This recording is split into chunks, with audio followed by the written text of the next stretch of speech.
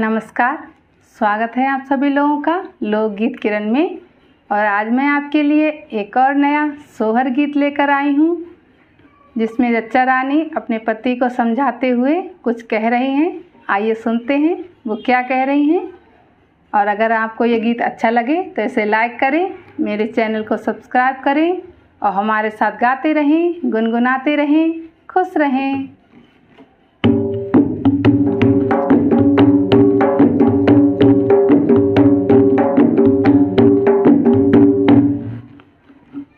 हम दो से हो गए तीन सजन, अब खर्च बढ़ाना ठीक नहीं। हम दो से हो गए तीन सजन, अब खर्च बढ़ाना ठीक नहीं। हमें दो से हो गए तीन सजन, अब खर्च